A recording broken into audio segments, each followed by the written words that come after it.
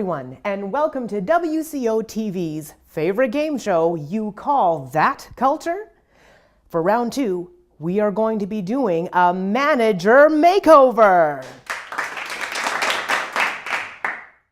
My name is Janetta, and I'd like to welcome back our 2 contestants, Tim and Jojo, who each scored 1 point in round 1, and are back and ready to try our new questions.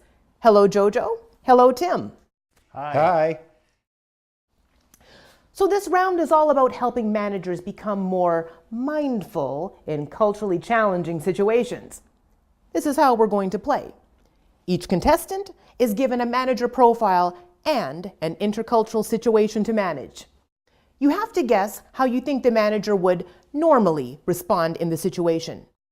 Then, your opponent has to explain the intercultural situation and do the makeover by saying what the more mindful behavior would be.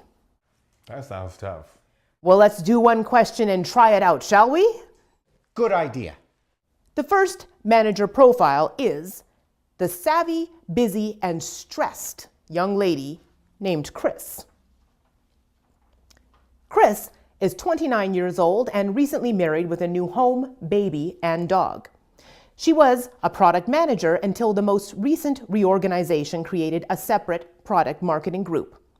Responsible for the go-to-market planning for several products, she now spends most of her time attending meetings, answering emails, writing content for salespeople, and helping salespeople with their customer accounts. She is always stressed and has trouble staying focused because of her many interruptions during the day.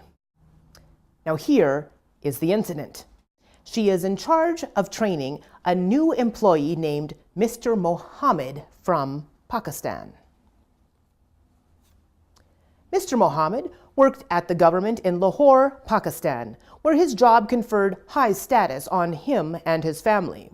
He can read and write English easily, but he has more difficulty understanding oral English. His supervisor, Chris, explains to Mr. Mohammed how to run the photocopier. She speaks English rapidly, explaining while she photocopies. She asks him, "Do you understand?" He replies emphatically, "Yes." Chris needs 15 copies of a memo. Mr. Mohammed says he will do it soon. Chris then goes for lunch. When Chris returns from lunch, she sees that the copies are not done. Mr. Mohammed says he was too busy. Jojo, what do you think Chris is likely to do? Well, given Chris' profile, I'd say that she's too busy and stressed to have the time to figure out why Mr. Mohammed isn't doing the job. She will just look mad and do it herself. Correct. Now, Tim, what do you think is going on in this situation? Well, I think Mr. Mohammed feels that he's lost status in this job and he doesn't understand where the hierarchy is or should be.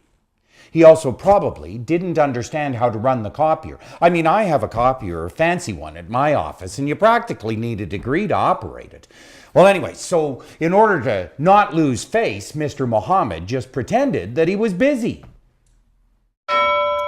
Well, you two are really on top of your game today because that is right. Now, what could Chris do to be more mindful in the situation? Tim? Well, she needs to slow down for a minute and consider the situation from his point of view. If she's too busy to train him, she should assign someone else to train him on the copier and stay with him until he actually knows what to do. She should also be very polite and courteous to him and say she is honored to have a distinguished person from Pakistan working for her. That way he won't feel so low. Like I said, you are doing great. Shall we try another one? This time, Tim gets the easy question, while Jojo has to figure out the problem and the more mindful behavior. I'm ready. Me too. So the next profile is the enthusiastic about his team type.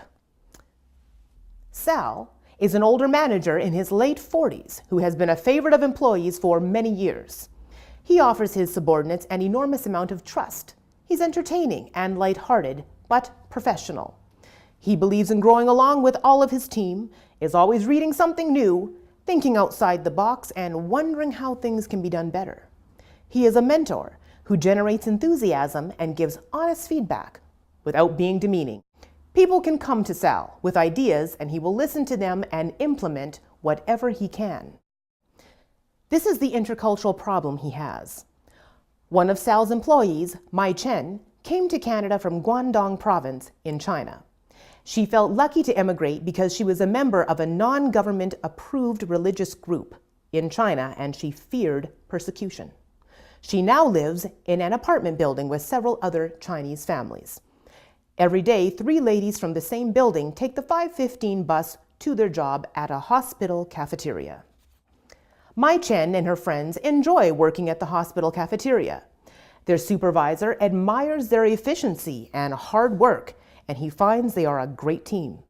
Lately, he has been getting complaints from the other kitchen workers who say the Chinese women are always jabbering away in Chinese.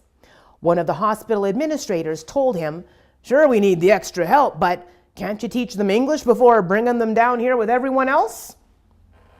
Tim, how do you think Sal is likely to respond in this situation?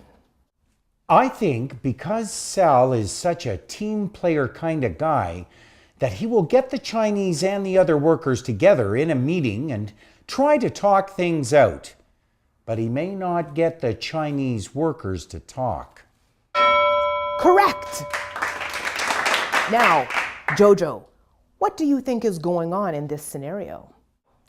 I think the Chinese workers are together all the time. They have no motivation to speak English because they live and work together.